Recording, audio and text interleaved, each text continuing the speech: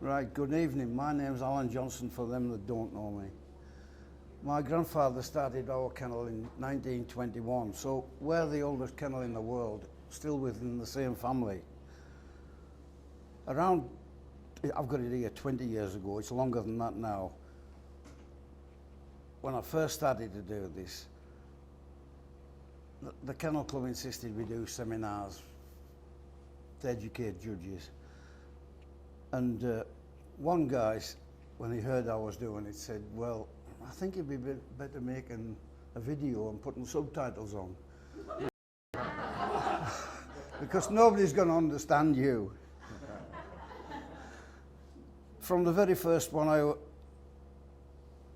I was always roped in, really, because I'm the oldest kennel, and I had more history, I had more photos than anybody else. As I said to the guy that said I should put subtitles on, I said to him, well, this is about Lakeland Terriers, and this is the Lakeland dialect. You'll just have to suffer up, you just have to put up. The first time at the first early ones we done, it was just talking. And then my dear wife organised this, which makes it much, much better. It makes it much, much more interesting. So here we go. Okay, dear. It's a funny dog, isn't it? That's a Herdwick sheep. And that's the reason for the existence of our breed. The Herdwick sheep are bred in the lakes. They don't know where they come from. They think the Vikings might have brought them in the beginning. The wool is absolutely hopeless. It's very coarse, hard. It's not much good for much apart from carpets and stuff and mattresses, and that's about it. It can withstand the climate better than any other sheep in our area. There's other sheep they've tried, the Swaledales. They can stand the snow better than the Herdwick, but the Herdwick can stand the rain better. And that's why it's so good for our area. They can also stand a lot of hunger. That's a recently shorn one, isn't it? I mean, it doesn't have, that one doesn't have much wool. No, How it, long does the lot get on those sheep? they get shaggier than that, but Yeah, that's been clipped. It looks like it's been clipped a few months. Is it like a long wool sheep or not quite that long? Is it a, pardon? Kind of a long Not wool? particularly long, even in No. Okay, gotcha. Sometimes you'll see them in summer after the winter when they've been really down with minerals and hunger. They'll throw the coat and it drops off naturally, but they try not to do that so they can clip it and get the coat. Not that the coat's worth anything. It's healthier for the sheep. It's healthier for the sheep to Yeah, actually. but the wool's worth so little, it's hardly worth taking off, but even some farmers got the burn in it. It's that poor. Right.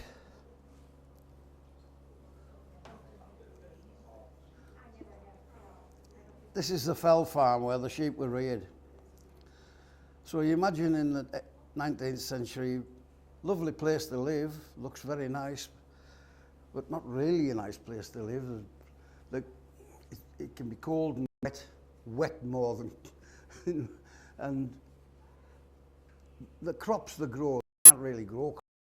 A few turnips to feed the sheep and a few potatoes. The ground it's useless. So that's why raised by animals.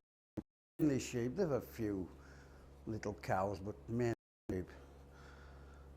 On these fell farms, if you went in those days, you find three different breeds of dog. And they're all different from the lowland parts. Up in the fells, our dogs have to be different to the dogs in the lower country. First one, the collie. The sheepdog, it's not quite the same as you see with trials, and these dogs use their nose more than their eye. So they can they can gather up in the fells, they can gather the sheep, they'll find them, but they're way out of control of their shepherd. They're not whistling, they're shouting more. And these dogs are expected to gather the sheep out of the gills, and the gills is a little valley, and off the tops, and bring them down into the bottoms. They gather them 3 or 4 times a year. Lambing, dipping, and they might sometimes bring them off to give them a dose of worm and stuff, because they need worm now and again.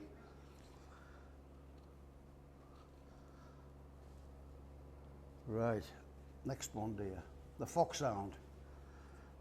The second breed you see on the farm is the hound, which differ from the lowland counterparts in that they're much of a lighter build than the lowland foxhounds. They have to be, because they've got to be able to cover the ground in the fells, and they've got to be supple. We say lish, that's our dialect, but they've got to be supple and active. Where the big South Country foxhounds, they've brought them up and tried them, but they don't last long because they get smashed up, they get damaged, they can't stand the countryside. The fell foxhounds belong to the hunt, the local hunt of foxhounds, but they usually go to the farmers in summer to be summered. So they'll after Easter they'll go to the fox. They'll go to the farms, and they'll go back to the pack of the foxhounds in about September. So how is the foxhound used? Because, you know, I have this typical vision of people on horses and things like that, and you don't do that. No. How does that dog work to get the foxes? What happens? Well, as you said, we're not mounted packs, so you can't get a horse up Scorefell. So the huntsman, in the old days, they used to have to walk them to the different valleys. Now they put them in trailers and can't take them there. But he just goes out and he sets off and eggs them on, get on there, get them blowing his horn, get them going, and then you listen, and if they put a fox up, you'll hear. They work in packs. Yeah, or could be 20, 30, 40 hounds, it depends. Maybe you have any foxes? Oh, believe me, like your coyotes, you'll never get rid of them completely. Another thing about the fell foxhound, really, that isn't a good example in the sense that it's a dark one. You really want them lighter than that, so you can pick them out at a distance when they're on the mountains. So you see a pack of hounds running, you can pick them out. You might be a mile away, 2 miles away, but you can see them. And you're listening. Right, and now the one we're concerned about, the terrier. That's a working terrier. That's a beautiful terrier. It is, isn't it? That was a good one, that. Mind, it goes back to our stuff. There'll be Lakeland, pure Lakeland in there. The third one we're on about, and the one we're concerned about, is a terrier. These little dogs have been bred in the lake for centuries. They're moulded into a terrier best suited for their work and the conditions they encounter. However, to establish the purpose of these terriers, I'll tell you more about the fell farm. The sheep are brought down from the fells, I've already said that. They're put into the fields in the lower, near the farm. The sheep are gathered up, put in and this is so the shepherds can go around and check them when they're lambing, and if they're in trouble, they can help them. But the worst part of it is, this is at the time of the year when the foxes got cubs. It isn't all foxes will kill cubs, but those that do at this time of year, when you've got lambs, they can kill a lot of lambs. And, well, a lamb, a Herdwick lamb is only a tiny thing. It's just like a rabbit with long legs. It's that size. Of course, they're cleaning up the afterbirths, the foxes, and all that sort of thing. But the fox has got to be controlled. The purpose of our dog is to help the foxhounds and control the fox. Hmm? How large is the fox? How large is the fox? A fox, well, thought to be Jack Russell, Parson Jack Russell wanted his Jack Russells 14 inches, 14 pounds, the same size as a vixen. So the dog foxes get a bit bigger. Sometimes you get bigger ones, you get them up to 20 pounds. But the little ones will have more fight than the big ones. That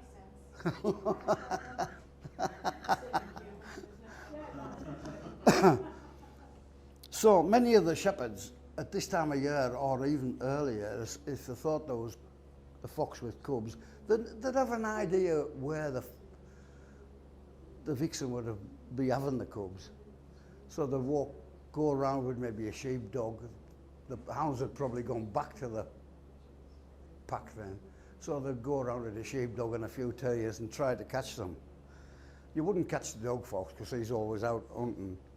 You might catch the vixen feeding the cubs, and if they did, they'd kill a lot. They'd kill the lambs, they'd kill the cubs, the fox, the vixen. They'd be seen off. Pardon? Must have been quite a fight. Well, it can be. There's been good terriers killed with foxes.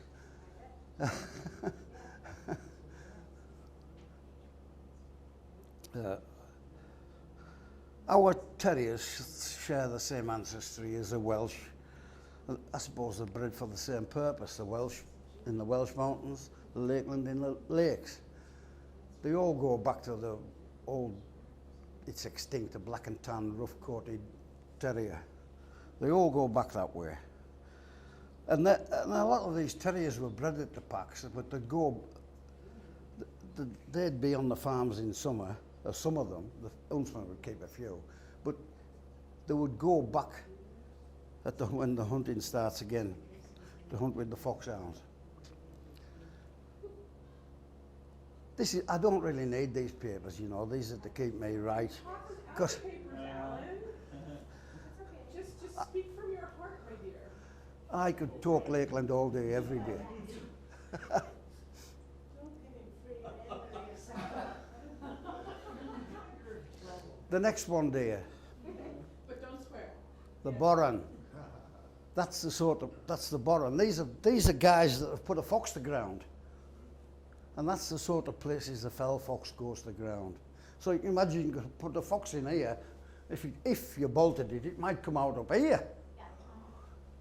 You can see, you can't dig really, but they've obviously got a problem, them boys. They're trying to get down, and they've got crowbars. That's all you can do. You can shift a few boulders with your crowbars to try and get to the fox. Yeah, the foxhounds will be circling round, and the little terriers, well, obviously a fox that's been run a few miles, it's not stupid, and it goes to the ground, it's not wanting to come out. It knows the foxhounds are outside. Some of them will. They will bolt, and they can guarantee within half a mile or something, they've gone to ground again in another place, because they know the countryside. So this is your typical place where your fox will go to ground, or it could be a slate quarry, spoil heap, a scree on anything. These are big boulders that have fallen off the crags into a gill. That's called dry gill, because there's no water. Well, there might be water underneath, but there's no water running down here. This, because sometimes the fox won't bolt, they still want it dead. And this is when your Lakeland is expected to kill that fox underground.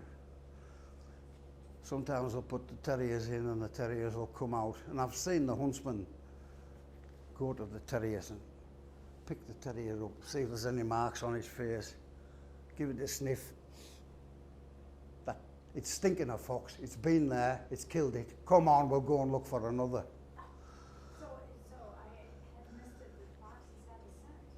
Oh, they stink.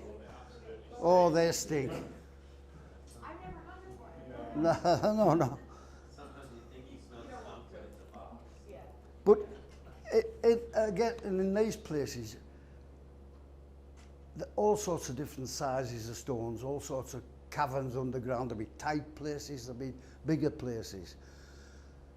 And this is why we need a Lakeland with a bit of leg. They've got to be narrow enough to get in, big enough to butch that fox if they get there, if they need to, supple enough to get through everywhere, and long enough in the leg, not just to run about on the top, because a short-legged terrier struggles to get out. Some places will be falling in under there. But they've got that, and leave the dew claws on because it helps them climb. And they get out. Hopefully they come out. Not all terriers do come out. The lakes is a graveyard for terriers. A cousin of mine was out with the Blencathra foxhounds one day, and he said they'd put a fox to ground, and it didn't come out. The terrier didn't come out. They didn't know what to do, and anyways, he had a spaniel with him, and the spaniel marked a crack in the ground. So I thought, oh, we'll try that. So they got the crowbars out, opened it up, and they found it was a cavern where it was underground. You couldn't tell, but the fox had got in, fallen into this cavern, killed the fox, but he couldn't get out because of the shape. And they got it out. But in the corner, there were the dried out remains of a little terrier that had been there for years. They didn't know whose it was or how long it had been there, but it had died on the ground. And that's what can happen. If you put a dog to ground, you've got to be prepared not to see it again in these places. Not like in the South Country, where you've got soil holes, mainly. We do get some soil holes, but not many. It's not really places like this where they go, where you can dig, you can dig them out of the soil, but you can't dig them out of them places. They've even used dynamite to shift in rescues. They don't do that now, but they used to do.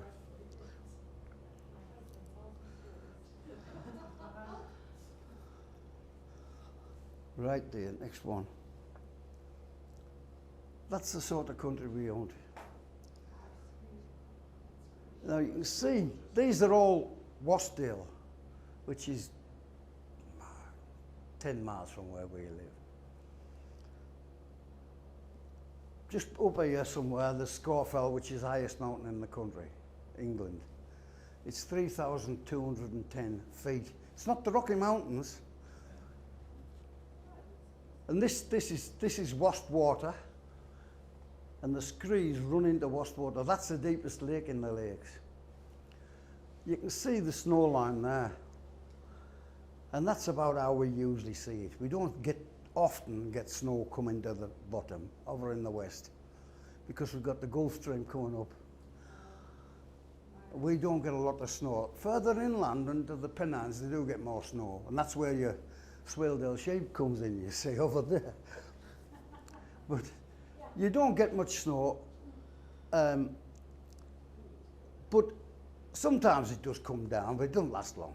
It'll be there a day, maybe 2 days. So the sheep have a chance. If they're on the fell tops, they can drop down and find something to eat. And that's what happens. It's a lovely place. That's England's fair. Oh, that's Scawfell there. And that there is the screes. That's about 2,000 feet. Just feet, not meters. So you can imagine if you're hunting here, and the dogs they've a long way to go. If you're on this side of the lake and you put the fox up, it'll go around the end and it might end up going to ground over that side. You have a long, long walk.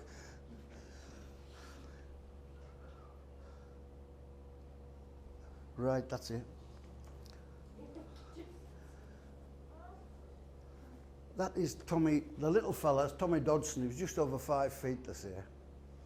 He started the Eskdale Foxhounds. He belonged to Lancashire, he wasn't a local. And the guy behind him is Willie Porter. You see, he's a much taller fella. He took over from Tommy Dodson, and he's a famous huntsman, this Tommy Dodson. In our area, he's more famous than John Peel. You've heard of John Peel, the thing about, do you ken John Peel? Tommy Dodson was a really famous huntsman, and I reckon he was very good. But he put Bedlington, no, they're not pure, he crossed them into his working terriers. And, oh great, they were clean-fronted, full of courage, do the job, no bother, in the bottoms, or even on a good day anywhere. But if you got a bad day on them fell tops, like you could set off in the morning, it might be fine, and then it starts to drizzle. The clouds and the wind blown from the Irish Sea brings in the clouds, and it might be drizzling at low level, then start to rain, then it come out sleet or snow higher up. We'll get 4 seasons in one day, no problem. But those little dogs couldn't stand the weather, the rain. They couldn't stand the cold and the rain. You've got to imagine a poor little terrier, they put a fox to ground. The big dogs, the foxhounds are running about, they're all right. Half a dozen terriers with them. They'll only put one in to start with. I saw the rest there. Somebody's holding them, or they've got a walking stick jammed in the ground with 2 terriers fastened to it. And if it's really bad weather, then poor little thing, I've seen them shiver. I've seen them really frozen. So, they were good, but they were no good. Right. This is a bit later on, the same fella. You can see he's starting to change again. His dog, he's got all sorts of things here, but the coat is starting to change. He's trying to get away from the Bedlington. I suppose this one's somewhere near. Angela calls that the startled one because it's got photograph. It's a big photograph, and it's got the names of the dogs written on the back. Right, the next one there. What about that? That's a badger dig. So they're using the terriers to dig the badgers. They've got the badgers on poles. You'd think they were tigers. But you can see that a lot of these terriers, that is a Bedlington, but you can see a lot of them have got Bedlington through them. There's Bedlington in their bloodlines.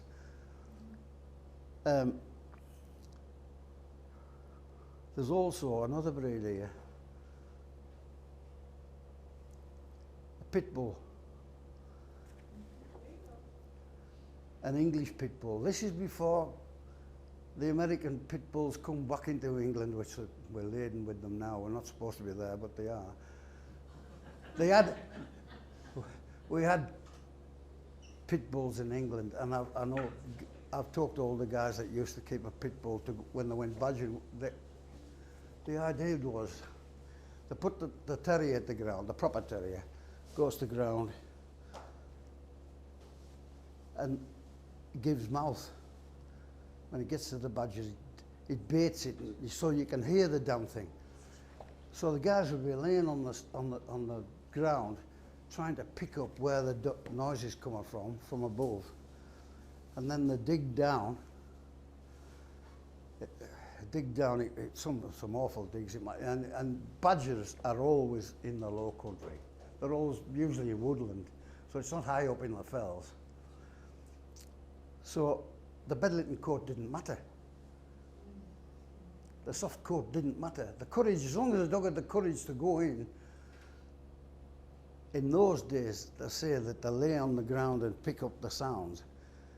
Today, we're not supposed to, if you get caught doing it today, you're going to prison. But it does go on. But today, they've got the electronic collars that they put on them, and the sensors.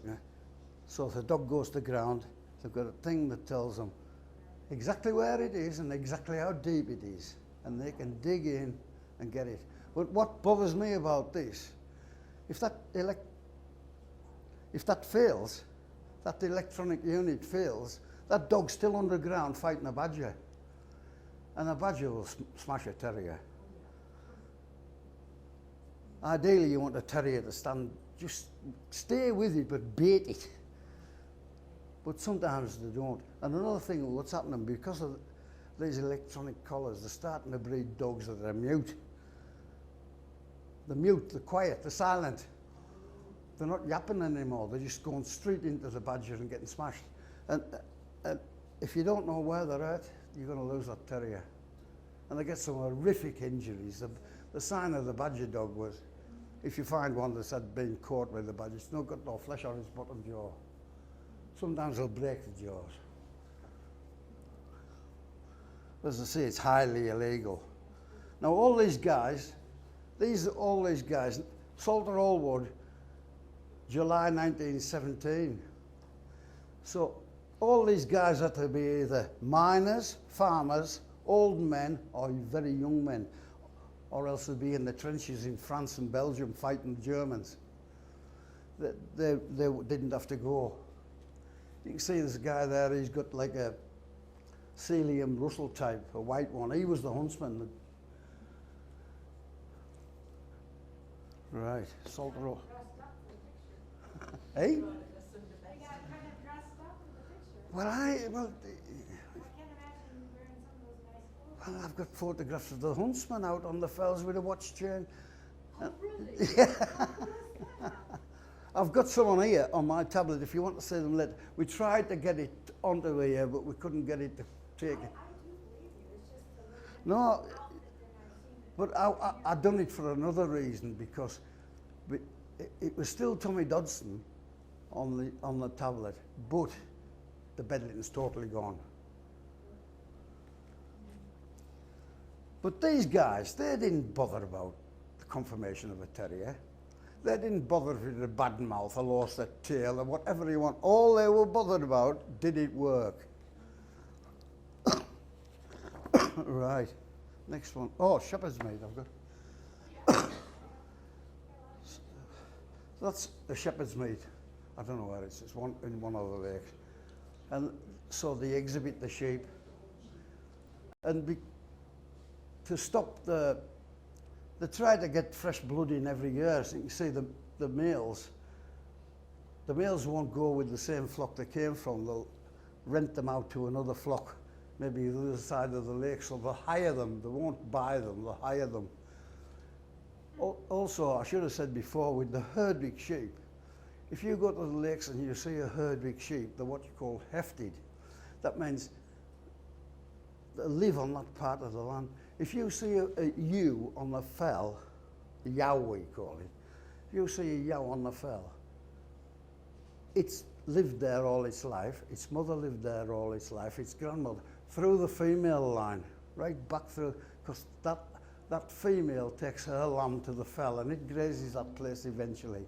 And it goes on for generation after generation. Not with the males, because the males will be, well, they don't keep many males. They'll castrate them, apart from just the ones they think they're going to breed off, going to be used later on. I said to the farmer, how do you know which ones to pick when you they're castrating when they're this big? I said, how do you know which ones to pick? And he says, well, you keep the best out of your best females. It's just the best, so they keep the males out of the best females, so they're likely have to experience, of course.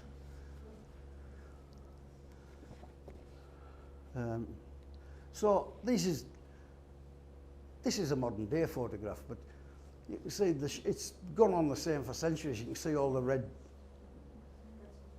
cards. And this is where they started having terrier shows, and putting a few terriers on, a few foxhound classes, and just to interest people. And in fact, I remember my grandmother saying that my granddad and a few of his mates had been to one of the fell shows with the terriers, and they'd won. Well, they'd won, I don't know what they'd won, but they'd been there, and they'd come back to the house. And Wilf Postlethwaite, the guy that bred Stingray, you've all heard of Stingray, he belonged to our town originally. And he came back and he had a red rosette, and the older guys were saying, oh yeah, but he stole it off a sheep pen. It was just a joke that he hadn't, he'd won the class.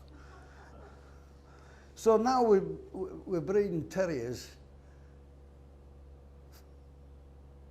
It started off a working terrier show sort of thing. They didn't call them working terriers, they called them coloured working terriers suitable for fox or otter. That was to separate them from the white terriers. The white terrier and the black and tan terrier might have been out of the same litter, but they could go in different classes. So that's how that went on. So now we're getting to a stage where a lot of people are starting to keep a few terriers for show. They're not going to see any more foxes, these dogs. They're going into kennels in towns and villages. Anybody could keep one. You've got to remember as well, early on, like well, later on it was that. I'll come back to that anyway. So these dogs would never see a fox again, a lot of them.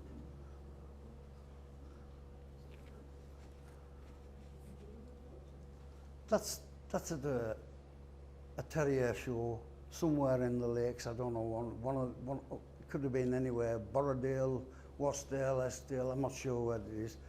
That little lad's my dad. So, I don't know how old do you think he is. You ladies will have a better idea than me. He's not that old, is he? But he was born in 1919, so that's the sort of terriers he had. That wouldn't be a bad, if it was one of my granddads, it wouldn't be a bad one at the time. It doesn't look much now, we know.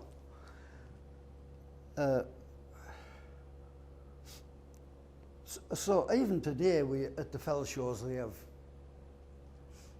at the hunt shows, at shepherd's meets, they still have terrier shows. But now they've got them for Borders, Russells, and Lakelands. Okay.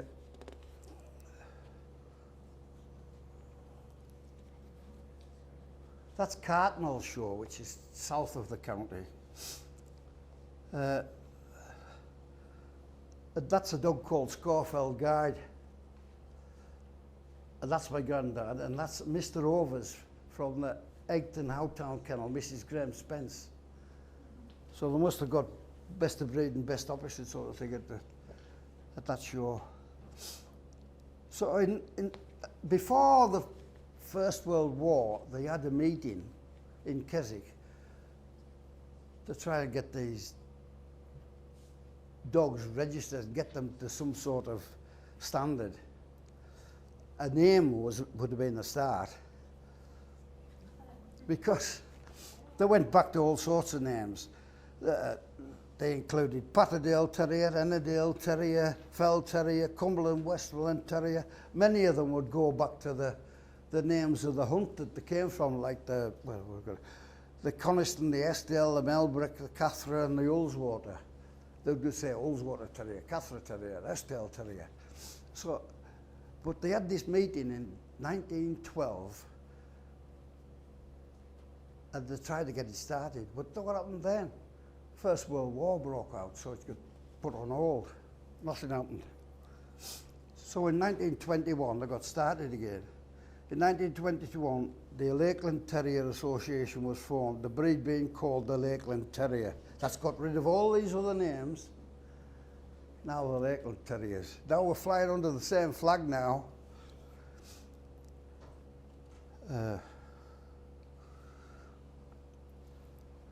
Although many of these dogs were bred in different parts of the lakes, at this time when we're starting to show them, the bulk of them were from my hometown. They were being bred in my hometown. I said to my dad, how many breeders was there? And he went through this is 40, 50 years after when this would go. And he went through the town in his head. And he got down to 23 breeders in our town. And then he says, but there'll be more, but I can't think of them now. If I said this the other night to Sarah, it has been said that the Lakeland would have been maybe better being called the Egremont Terrier, because that's where they were all coming from. It was also said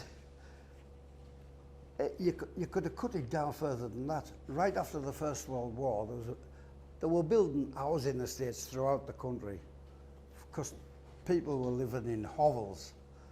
And they're putting little sandstone terraced houses, 2 up and 2 down, with big families in. So now, after the First World War, we haven't that anymore. Want some decent housing, so they're building housing estates. And the one in Egremont to build was called Castle Croft. Well, we've got a Norman castle. Croft means farm, so it must have been the land that belonged to the castle. They called this. So it could have even been called the Castle Croft Terrier, because that's where most of the terriers were being bred. In fact, you could even cut it further down than that.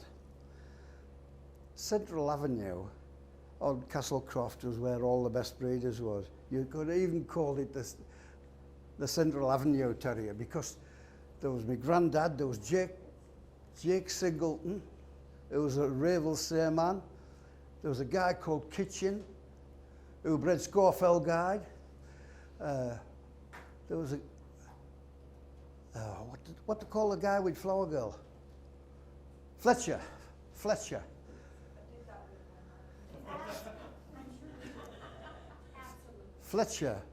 he had a bitch called Flower Girl. It was supposed to be a wire.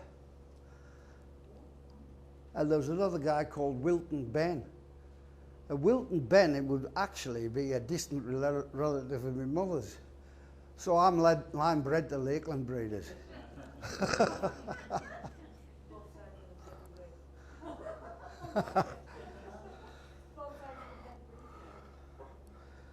And I say, you've got to remember, during the Depression, a lot of people had no money, not much money at all. And if they're the Lakeland Beach, and they could get a litter of pups out of it, them pups would sell for money that would help raise the family.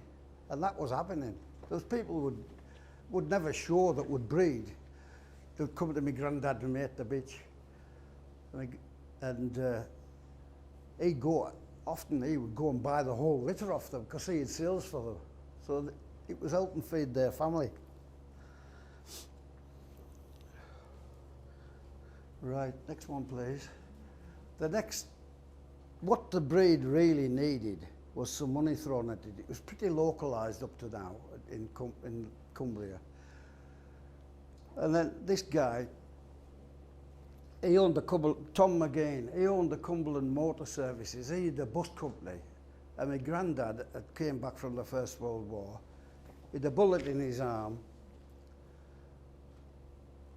And he was driving buses for Tom McGain. I don't know, I said, how the hell did he drive a bus? Well, with one arm, pretty useless.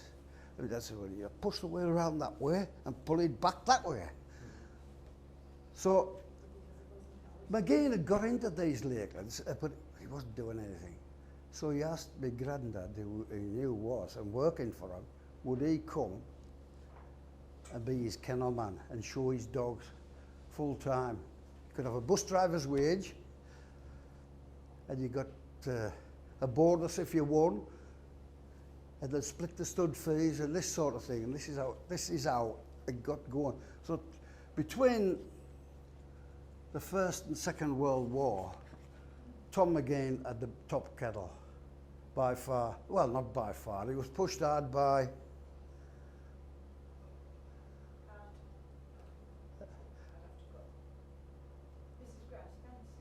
Yeah, I want Mrs. Graham Spence if we can find.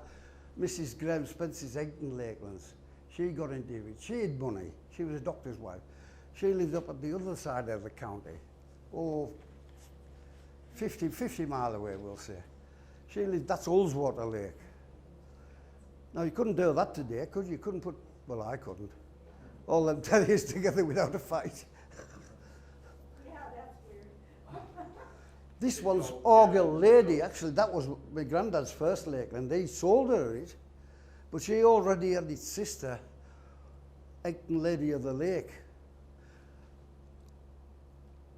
That bitch bred the first ever champion. Mockerkin missed, and Acton Lady of the Lake was the second champion herself in bitches. So Mrs. Graham Spencer had the money to do it, so they could travel the country. And she also had a groom who she gave the handling job to. But she was a stickler for type. She didn't agree with this crossing with fox terriers and all that. She didn't agree with that at all. She got it. It was already in there. In fact, there's a guy called Joe Lawson lived up the road, and he told me that was Rendale Kennel. He told me that she came down to our end, to the west, to look for pups to buy something in, and she went to see Jake Singleton on Central Avenue, and Jake sent his son out with the fox terriers for a walk while she visited, because he didn't want her to see the fox terriers.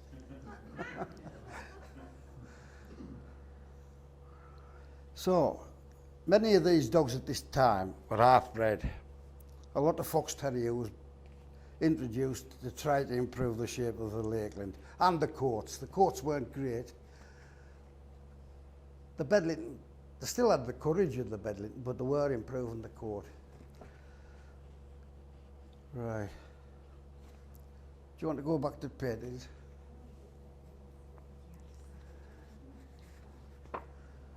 This is Mockerkin Miss, the first ever champion. Mockerkin Mac, Mockerkin Marquis, Mockerkin Melody. But these three were the champions.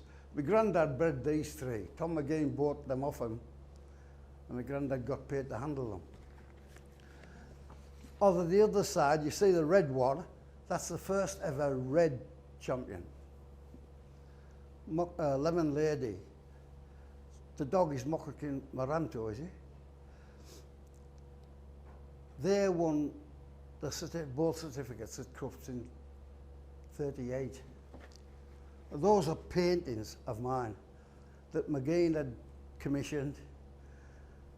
Have I got something written? The two paintings, yeah. McGee had commissioned them, and I've got 3 more of single dogs.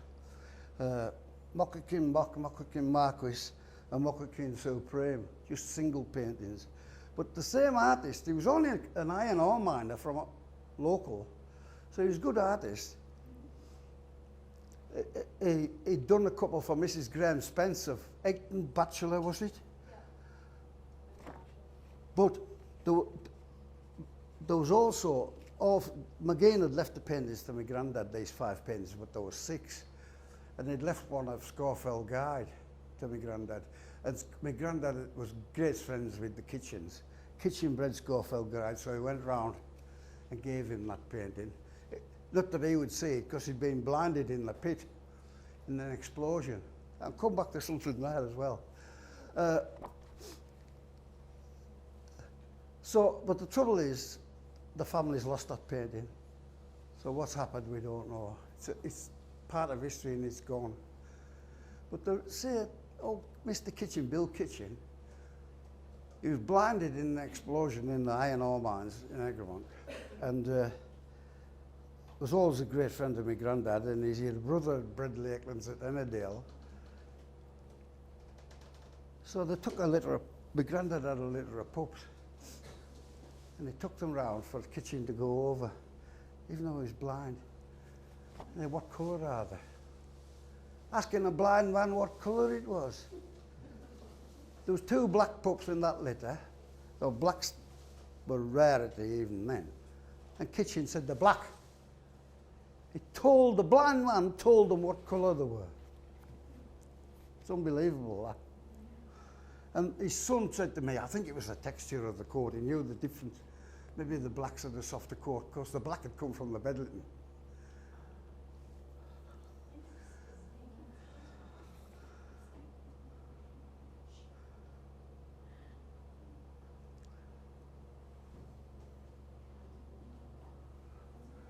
Okay, dear. No, we'll go to the next one. That's interesting. Oh, it's all right. Surprise. That's a dog called Egton Surprise.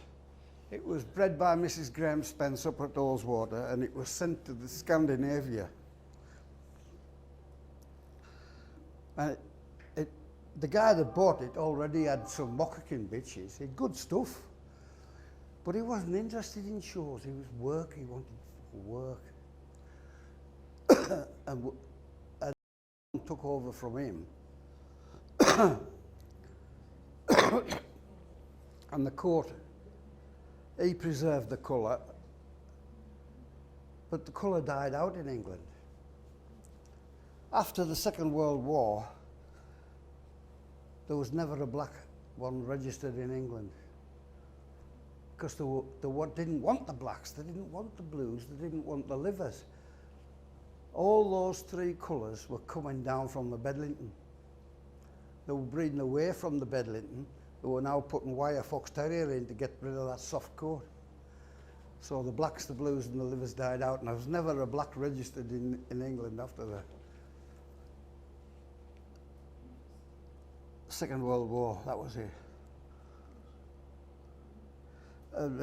I've got blacks, but it was a German mate that gave me it, and the colour had worked its way from Scandinavia down into Germany, and my German mate brought me a dog. It wasn't a good one, but it was black. And I've bred off it, and I've improved a lot. Right, next deer. Now that dates that, doesn't it? Second World War uniform. That's my dad again. Sergeant stripes. That must be about, I think about 1942, because the last 4 years of the war, he was in the Far East fighting the Japanese. So obviously he was down in the south of England watching the Germans getting shot out of the sky, hopefully. But he was home on leave. Now look at those things.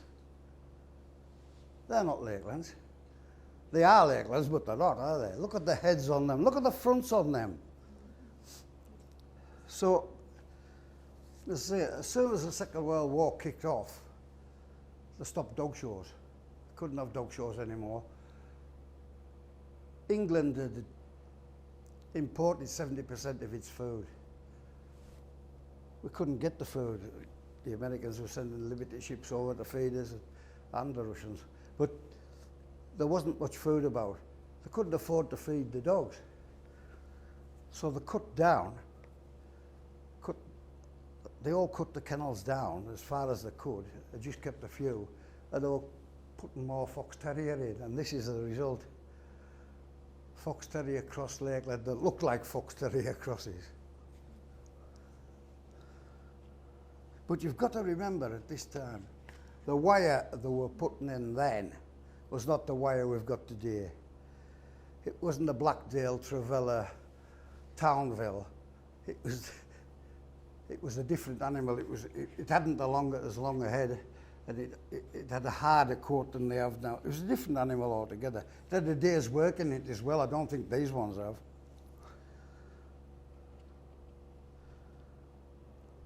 So, after the Second World War, dogs came out. They came out a different type altogether. They came out much improved in some cases. I wouldn't say they would be the ones that came out, because there were some good ones came out. And at this time, to win at our dog shows locally, it'd be harder to win the Lakeland class at our dog shows than it would be to win at Crufts or Montgomery sort of thing. It was the best ones were with those.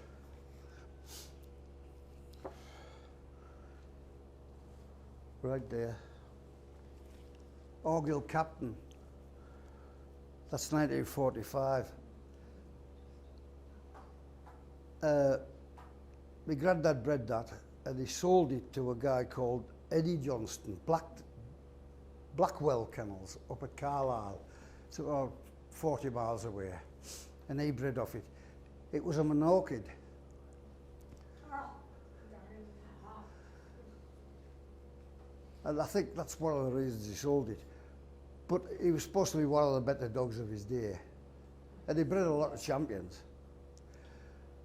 He had a brother, this dog, he had a brother called Cadet, so Captain and Cadet. And Cadet was sold as a pet to a public house in Barrow-in-Furness, which is 50 miles south. But he came back. And I said to my dad, why did he come back? He says, well, it drove the britches ass out of some customer.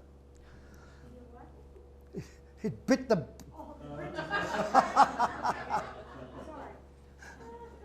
So it landed home under a cloud. But my granddad thought, well, likely Monarchid, the other dog had 2 testicles, we keep the one. It wasn't as good a dog, but that's the one he carried on with. And when did your attic start in Lakeland? Is this kind of when it was founded? Or? Well, Orgill Lady was, God. Well, he says he started our kennel in 21. So I don't know when he first registered the affix, to be honest.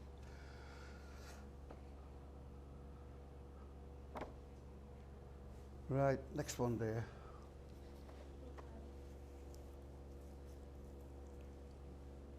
Copper coin and cracker. These are post-war, and this is what they were like at that time, right after the Second World War. You can see they've improved a great deal. You'd look at that today and say it's a Welsh, wouldn't you? But if you looked at those paintings before, they were black. Copper Coy was a son of Captain. He was born in 49. I don't know exactly when Cracker was born without looking it over. Cracker was my granddad's favourite dog. And Copper Coin, he made up, I think he was made up when he was 14 months old, made a champion. But they were both used extensively at stud. But Copper Coin was used a lot by the working terrier people, by the huntsmen. So at this time, there was the Blencathra foxhounds. They were some of Mrs. Graham Spence's terriers were hunting with them, so they were doing a job. So they hadn't ruined them. The Melbrick and the Estill were using my granddad's bloodlines, and the Blencathra were using Bob Gibbons's Kinniside bloodlines. But they're all the same stuff. They all went back to that Central Avenue Terriers. In fact, I've got my kennel club lines go back to Cracker, but I've got working type as well, and they go back to Copper Coin. Right over there. Same breed. You saw the painting of Lemon Lady I showed you before. That's Lemon Lady. Natural. That's a modern one of mine. But Lemon Lady was sold to a lady in Sweden called Karen Slatton. And years and years afterwards, she came over. She was wanting to buy dogs off me. She did buy dogs off me. And she said, she saw the painting. She said, well, it wasn't that colour. I said, no, it wasn't that shape either. You got to have proof. I've got a photograph of Maranta as well. Awful thing. But the artist, it's funny, even 1938, they hadn't got there, but they knew what they wanted. That artist had painted them like we want them.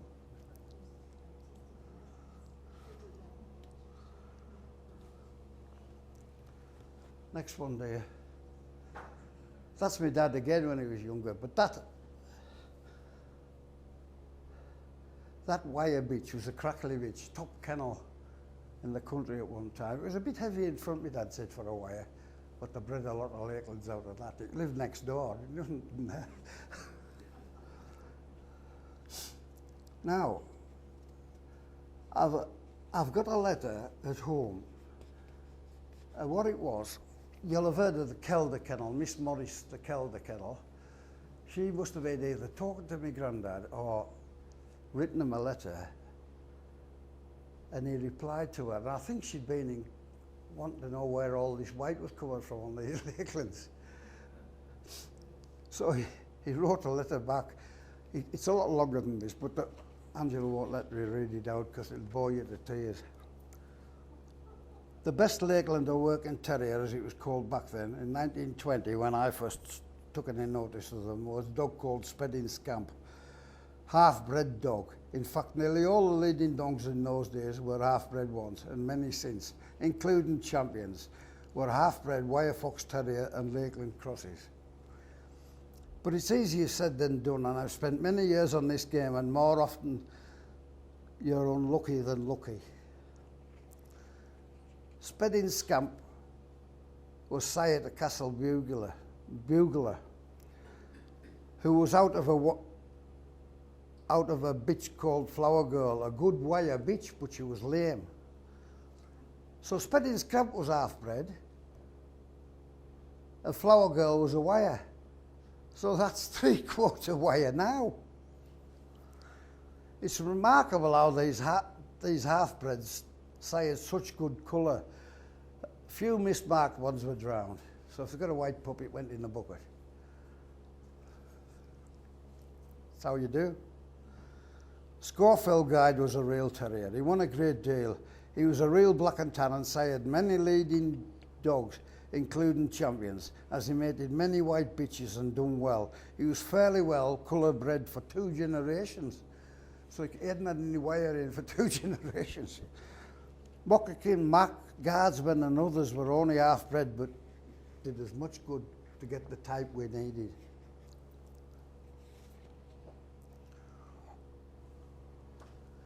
I was very keen on type and still am. I want a fox terrier, only black and tan. Both dogs are made for the same job, so why should they be different? I don't agree with that, mind. Only the wiremen went for the long, clean head.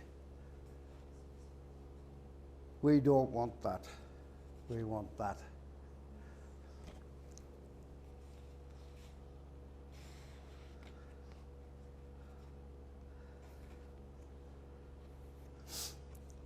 I think I've been through most of these. Can you imagine what it was like in a town with 23 breeders? There's only 6,000 or 7,000 people in the town. The bitterness was ridiculous. The bitterness between the breeders. And it was always the same as it is today.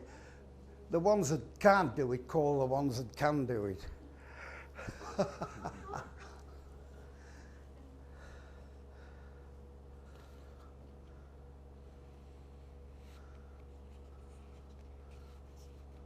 I think that's it. Now, obviously things have changed since the time we're talking about. They've changed over in England. Mainly in England, we're dying out now. There's hardly any others left.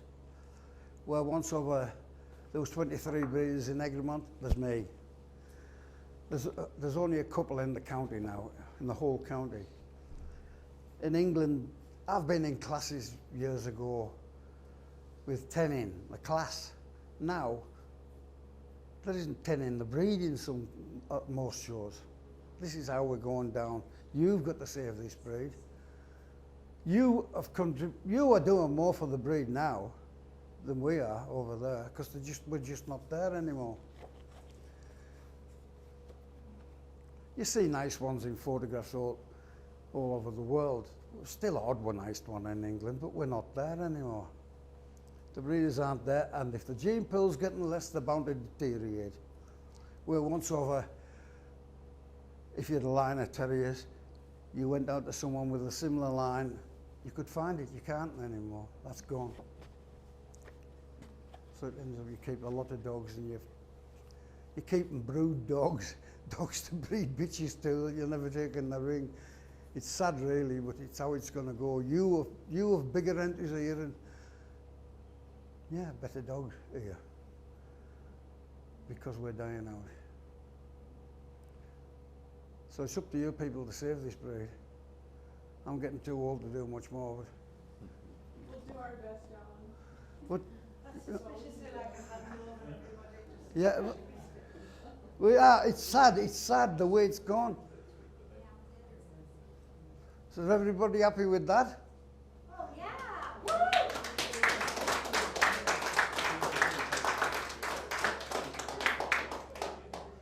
I have a question. As you know, I have friends in England who do working terrier things. Me and my friend Derek, you know, my Yeah. little mentor in working terriers. But I'm curious to see, are there still a fair amount of working Lakelands at the working shows? Thousands. Okay, that's. So what's I up? to go to your local show. I see on Facebook quite a lot, don't you? Your local.